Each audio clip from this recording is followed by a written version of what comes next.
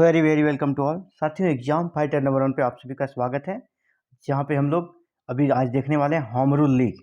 और ये हमारे यूजीसी नेट पेपर 2 हिस्ट्री के सिलेबस के अनुसार यूनिट 9 का पार्ट है। भारतीय स्वतंत्रता आंदोलन, इंडियन फ्रीडम स्ट्रगल को हम लोग पढ़ रहे हैं। और आज हम लोग देखेंगे होम रूल लीग, जो कि 1916 में चलाया गया था। और इस होम रूल लीग की क्या क्या गतिविधियाँ रहती है, इसके नेता कौन थे, और इस होम रूल लीग का क्या प्रभाव पड़ता है भारतीय स्वतंत्रता आंदोलन में। तो स्टार्ट करते हैं। तो सबसे पहला कि होम रूल लीग कब चलाया गया था? 1916 में। इसके जो नेता थे, इसको चलाने वाले, वो बाल गंगाधर तिलक थे और एक एनी बेसेंट थी। और हम लोग जानते हैं एनी बेसेंट आयरलैंड की थी, भारत में आके बस गई थी। इन्हीं दोनों के नेतृत्व में, तिलक और एनी बेसेंट के नेतृत्व में होम रूल लीग आंदोलन चलाया गया। और ये आंदोलन, इसी से मिलता जुलता आंदोलन आयरलैंड में भी चलाया गया था। यानी आयरलैंड के आंदोलन से प्रेरणा लेकर यह आंदोलन चलाया गया था। आपसे यहाँ 2-3 क्वेश्चन बनेंगे। होम रूल लीग कब चलाया गया था? 1916 में। किसने चलाया? तिलक और एनी बेसेंट ने। अलग अलग क्षेत्र इन्होंने डिवाइड कर लिया था, उसको हम लोग देखेंगे अभी। उसके बाद किस देश से प्रेरणा लेकर होम रूल लीग आंदोलन चलाया गया था? तो आयरलैंड से। और एनी बेसेंट भी कहाँ की थी? आयरलैंड की थी। तिलक और एनी बेसेंट द्वारा अपने अपने कार्य क्षेत्र को बांट लिया गया था। दोनों को जो आंदोलन का चलाने का नेतृत्व इन्होंने किया, अपने अपने अलग अलग क्षेत्र में बांटकर। और इसी दौरान तिलक ने ये नारा दिया था, स्वराज मेरा जन्म सिद्ध अधिकार है और मैं इसे लेकर रहूँगा। तो तिलक ने स्वराज मेरा जन्म सिद्ध अधिकार है और मैं इसे लेकर रहूँगा, कब इस आंदोलन को उन्होंने प्रचारित किया? तो इसी दौरान, होम रूल आंदोलन के दौरान, यानी 1916 में। ये भी प्रश्न बन सकता है, तिलक ने ये नारा कब गढ़ा था? तो होम रूल आंदोलन के दौरान। अप्रैल 1916 में तिलक ने बेलगांव में हुए प्रांतीय सम्मेलन में होम रूल लीग के गठन की घोषणा की। तो कहाँ पर हुए सम्मेलन में तिलक ने होम रूल आंदोलन चलाने की घोषणा की? तो वो सम्मेलन हुआ था बेलगांव में। और पूना में, जो कि महाराष्ट्र में है, पूना में तिलक द्वारा होम रूल आंदोलन प्रारंभ किया गया। यहाँ 2 प्रश्न बनते हैं। सबसे पहला कि तिलक ने होम रूल आंदोलन चलाने का घोषणा कहाँ किया? बेलगांव में। और आंदोलन का प्रारंभ कहाँ से हुआ? तो पूना से। 2 प्रश्न याद रखिएगा तिलक के संबंध में। और इसका मुख्य कार्यक्षेत्र को देख लेते हैं। तिलक का जो होम रूल आंदोलन चला, इसका कार्यक्षेत्र मुख्य रूप से कहाँ था? कर्नाटक, महाराष्ट्र, मध्य प्रांत और बरार। लेकिन याद रखिएगा, महाराष्ट्र का जो सबसे पॉपुलर, सबसे महत्वपूर्ण जगह है बम्बई, जो आज की डेट में उसकी राजधानी भी है। बम्बई को छोड़कर, बम्बई में उन्होंने होम रूल लीग को नेतृत्व नहीं दिया। कर्नाटक, महाराष्ट्र, मध्य प्रांत, बरार, लेकिन महाराष्ट्र में बम्बई को छोड़कर। और अब देखते हैं एनी बेसेंट का जो कार्यक्षेत्र था वो किधर था। एनी बेसेंट द्वारा सितंबर 1916 में। तो पहले किसने चलाया? पहले यहाँ पे किसने चलाया? तिलक ने, क्योंकि तिलक ने अप्रैल में ही कर दिया था और एनी बेसेंट ने सितंबर में किया। एनी बेसेंट ने सितंबर 1916 में मद्रास के अडयार, मद्रास में एक जगह अडयार से होम रूल आंदोलन प्रारंभ किया। तिलक ने कहाँ प्रारंभ किया? पूना से।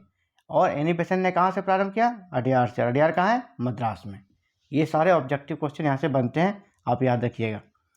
तिलक के कार्य क्षेत्र के अलावा जो भी क्षेत्र बच गए, वह सारे क्षेत्र एनी बेसेंट के अंतर्गत आ गया। यानी एनी बेसेंट का जो आंदोलन का कार्य क्षेत्र रहा, तिलक ने जो कर्नाटक, महाराष्ट्र, मध्य प्रांत, बरार में तिलक का कार्य क्षेत्र था, इसके अलावा भारत में जो भी क्षेत्र थे, वहाँ पे आंदोलन किसका चलाना था? एनी बेसेंट को। इस आंदोलन में उसके जो सहयोगी थे, याद रखें इनका नाम, George Arundale, C P Ramaswami Iyer. George Arundale और सीपी रामास्वामी अय्यर ने महत्वपूर्ण भूमिका निभाई होम रूल आंदोलन में। किसके साथ? एनी बेसेंट के साथ। और देखा जाए तो जितने बड़े बड़े नेता थे भारतीय राष्ट्रीय आंदोलन के, अधिकतर लोग एनी बेसेंट द्वारा आरंभ किए गए होम रूल आंदोलन के साथ जुड़े थे। क्योंकि तिलक के साथ कम लोग जुड़े, क्योंकि तिलक हम लोग जानते हैं गरम दल के नेता थे, वो गरमपंथी थे, उग्रवादी समूह में उनका नाम आता था। इसीलिए जो भी थोड़ा शांत स्वभाव के लोग थे भारतीय राष्ट्रीय कांग्रेस के, तो तिलक के साथ जाने में थोड़ा हिचकते थे। इसीलिए अधिकतर, चाहे वो जवाहरलाल नेहरू हो, चाहे जवाहरलाल नेहरू के फादर मोतीलाल नेहरू हो, और उस दौर के जो भी बड़े नेता थे, अधिकतर लोगों ने एनी बेसेंट के होम रूल आंदोलन की सदस्यता ली थी। आगे हम लोग देखते हैं, एनी बेसेंट के आंदोलन का कार्य क्षेत्र काफ़ी विस्तृत था, बिल्कुल, क्योंकि तिलक का जो क्षेत्र था उसके अलावा पूरे भारत पे इनको अपना आंदोलन चलाना था। इसमें उत्तर प्रदेश, गुजरात में आंदोलन सबसे ज़्यादा, जो वहाँ का ग्रामीण क्षेत्र था, ग्रामीण क्षेत्र इन दो राज्यों का, वहाँ काफ़ी लोकप्रिय रहा, लोगों ने इसका भरपूर साथ दिया।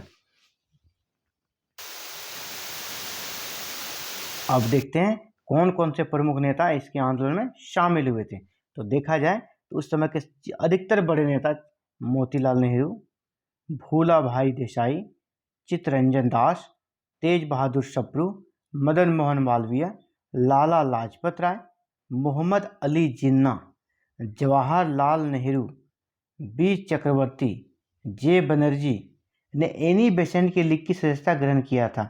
यानी देखा जाए तो एनी बेसेंट का जो होम रूल लीग था उसका विस्तार क्षेत्र भी ज़्यादा था, और अधिकतर मेंबर भी जो बड़े बड़े थे लोग, नेता, इन लीग से जुड़े हुए थे, होम रूल लीग। और इसी लीग के प्रभाव से एनी बेसेंट पूरे भारत में लोकप्रिय हो गया। एनी बेसेंट इस आंदोलन के प्रभाव से पूरे भारत में लोकप्रिय हो गई और राष्ट्रीय आंदोलन में वो छा गई। और इसको देखते हुए कांग्रेस ने फ़ायदा उठाया और 1917 में भारतीय राष्ट्रीय कांग्रेस के कलकत्ता अधिवेशन, किस अधिवेशन, कलकत्ता अधिवेशन का अध्यक्ष इसे नियुक्त कर दिया गया। तो आपसे पूछा जाएगा, भारतीय राष्ट्रीय कांग्रेस के किस अधिवेशन की अध्यक्षता एनी बेसेंट ने की? तो कलकत्ता अधिवेशन 1917 को। और दूसरी बात यहाँ ये याद रखिएगा कि भारतीय राष्ट्रीय कांग्रेस की प्रथम महिला अध्यक्ष भी यही बनी, एनी बेसेंट। यहाँ दो प्रश्न, भारतीय राष्ट्रीय कांग्रेस की प्रथम महिला अध्यक्ष एनी बेसेंट, वो अध्यक्ष कब बनी थी? 1917 में। किस अधिवेशन में? कलकत्ता अधिवेशन 1917 में। चलिए आगे बढ़ते हम लोग। एनी बेसेंट ने इस दौरान दो पत्रिकाएं प्रकाशित की, दो पत्र प्रकाशित किए, जिसमें एक डेली प्रकाशित होता था, डेली था, और एक था वीकली। तो डेली में था उसका न्यू इंडिया, आप याद रखिएगा, कन्फ्यूज नहीं होना, ये था डेली, ये डेली छपता था, न्यू इंडिया। और कॉमनवेल्थ था उसका दूसरा महत्वपूर्ण, और कॉमनवेल्थ था साप्ताहिक। और दोनों की भाषा क्या थी? अंग्रेजी, क्योंकि वो आयरलैंड की थी तो उसका उनकी भाषा अंग्रेजी ही थी, तो अधिकतर उनकी रचनाएं किस भाषा में है? अंग्रेजी में। दो पत्रिका याद रखिए, कॉमनवेल्थ और न्यू इंडिया, किनकी रचना है? तो ये दोनों एनी बेसेंट की थी। और न्यू इंडिया डेली और कॉमनवेल्थ वीकली था, जिसमें उसने क्या किया? स्वशासन की मांग की कि भारत में जो शासन की प्रणाली हो वो स्वशासन हो, डोमिनियन स्टेटस हो, जिस प्रकार की अन्य उपनिवेशों, खासकर कनाडा, ऑस्ट्रेलिया में ब्रिटिश सरकार द्वारा दी जाती है। हम लोगों ने पहले ही डोमिनियन को पढ़ लिया है। डोमिनियन क्या होता है? जिसमें ब्रिटिश सरकार के अंतर्गत, इसमें क्या करना था? ब्रिटिश शासन के अंतर्गत, मैं ब्रिटिश शासन को खत्म नहीं करना चाह रहा, उसको उससे पूर्णतः आज़ादी नहीं मांग रहा था। ये जो होम रूल लीग था, ये ऐसा नहीं था कि हमको पूरी आज़ादी दे दीजिए, ये बस चाह रहे थे कि ब्रिटिश शासन के अंतर्गत स्वशासन, यानी जो बड़े बड़े मामले हो, चाहे वो विदेश मामले हो, संचार हो, ये सारे सरकार, ब्रिटिश सरकार देखे, लेकिन जो आंतरिक मामले हैं उनमें भारतीयों को पद दिया जाए और स्वशासन दिया जाए, वहाँ भारतीयों की नियुक्ति हो। इनका मांग यही था, और केंद्र में ब्रिटिश सरकार बनी रहे, उनका इन्होंने डिमांड नहीं किया था स्वशासन के दौरान, होम रूल लीग के दौरान। इसमें क्या क्या कहा था? धार्मिक स्वतंत्रता चाहिए, राष्ट्रीय शिक्षा चाहिए, शिक्षा हमारी होगी, राष्ट्रीय शिक्षा, और सामाजिक और राजनीतिक सुधारों को अपने रणनीति में इन्होंने शामिल किया था। तो आपसे अगर ये यहाँ पे प्रश्न इस तरह का पूछा जा सकता है, इनके मुख्य मांग क्या थे? स्वशासन। तो क्या ब्रिटिश शासन को यहाँ से हटा देना? नहीं, आंतरिक मामलों में स्वशासन, ऑस्ट्रेलिया और कनाडा के तर्ज पर, जिस प्रकार अन्य उपनिवेशों को मिला था। इस आंदोलन में एनी बेसेंट के आंदोलन को जो प्रचारित किया, उसमें दो पत्र हैं, जैसे न्यू इंडिया और कॉमनवेल्थ की महत्वपूर्ण भूमिका रही एनी बेसेंट के लिए। वहीं तिलक ने भी दो भाषा में पत्र, समाचार पत्र निकाले थे, एक था मराठा और दूसरा था केसरी।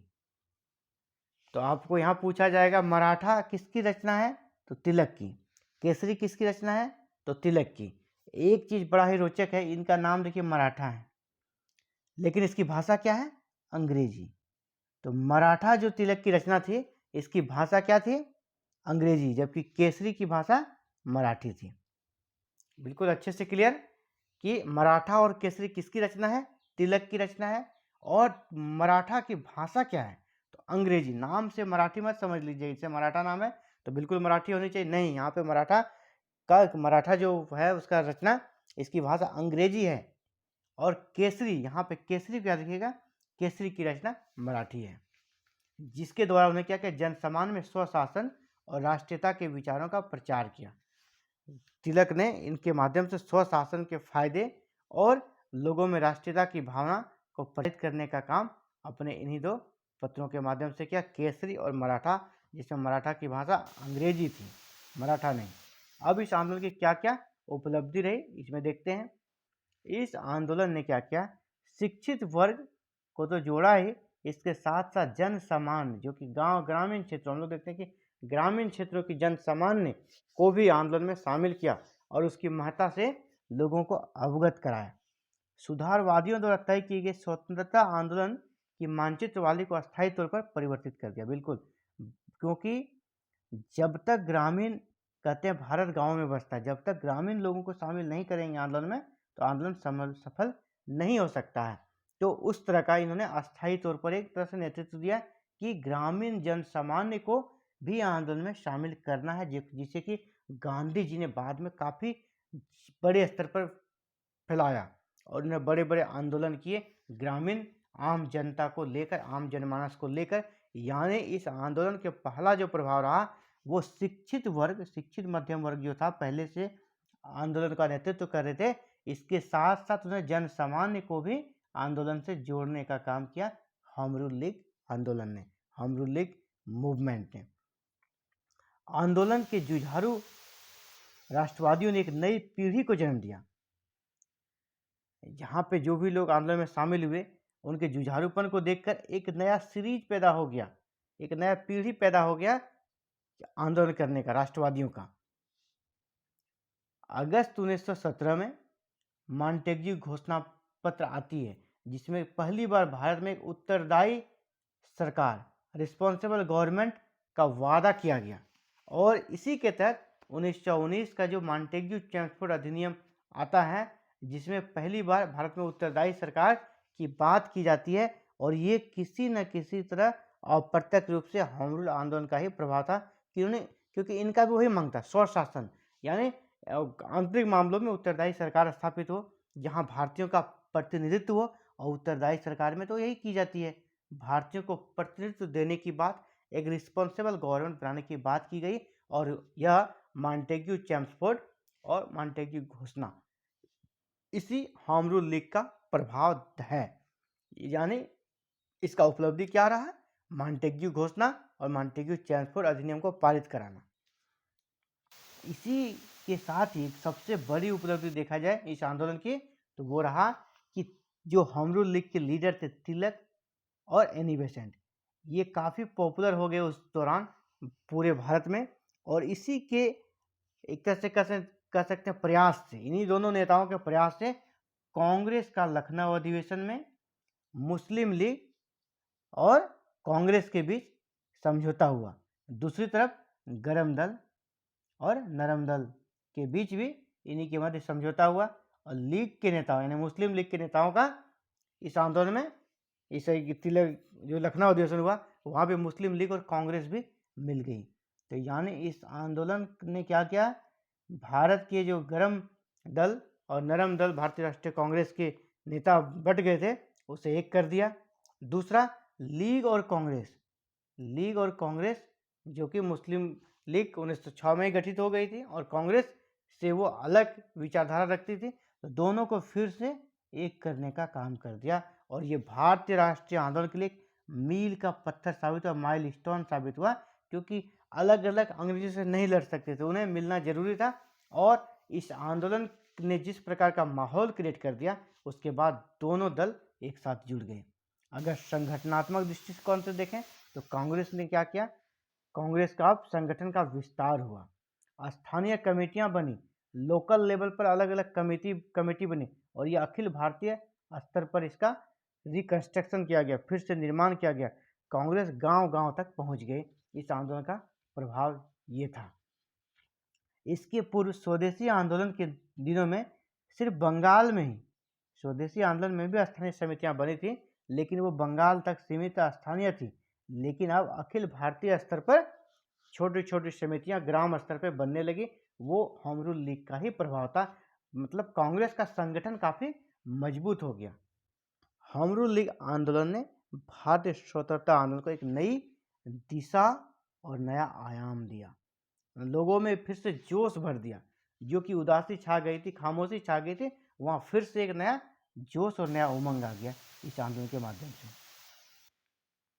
अब क्या होता है इस आंदोलन के बारे में और थोड़ा जान लें। होम रूल लीग का जो प्रभाव पड़ा, होम रूल लीग का जो विस्तार देखा गया और लोगों में ने जिस प्रकार से इसका स्वागत किया, तो कांग्रेस में सक्रियता आ गई, कांग्रेस काफ़ी एक्टिव हो गई। इससे चिंतित होकर जून 1917 में, जबकि उस समय कांग्रेस की अध्यक्षा एनी बेसेंट थी, होम रूल लीग के नेताओं मुख्य रूप से Annie Besant, George Arundale, VP Wadia को गिरफ्तार कर लिया गया। इसके विरोध में सुब्रमण्यम अय्यर ने सर की उपाधि वापस कर दी। यहाँ से प्रश्न बनता है कि एनी बेसेंट को ब्रिटिश सरकार ने कब गिरफ्तार कर लिया? जून 1917 में। तो एनी बेसेंट को गिरफ्तार करने के विरोध में किस भारतीय ने सर की उपाधि वापस कर दी? तो वो थे सुब्रमण्यम अय्यर।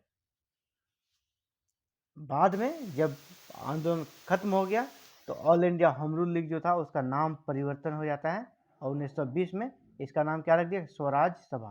तो आपसे पूछा जाएगा होम रूल लीग का अगला नाम क्या कर दिया गया? स्वराज सभा। तो ये थे आज हम लोग देख रहे थे home rule league, home rule movement जो कि 1916 में चला था। इससे संबंधित A to Z हम लोग पढ़ चुके हैं। उम्मीद करता हूँ आज का वीडियो आपके लिए काफ़ी फायदेमंद रहेगा। Thank you for watching this video and connecting with exam fighter number 1। इसी प्रकार के वीडियो आप प्रतिदिन प्राप्त करना चाहते हैं तो हमारे चैनल को सब्सक्राइब कर लें और UGC नेट JRF की तैयारी आपकी पुख्ता होगी, मजबूत होगी और आप JRF प्राप्त कर लेंगे। ये मेरा वादा है आपसे। अगर आप एवरी क्लासेस को करते हैं और क्लासेस का टाइम है 9 AM, 9 बजे सुबह प्रतिदिन वीडियो अपलोड कर दी जाती है और आप पेपर 2 हिस्ट्री की तैयारी के लिए आपका टेंशन खत्म। बस आप चैनल के साथ जुड़े रहें, आपको बिल्कुल यूनिट वाइज, टॉपिक वाइज यहाँ पे तैयारी कराई जाएगी। Thank you once again, thank you very very much.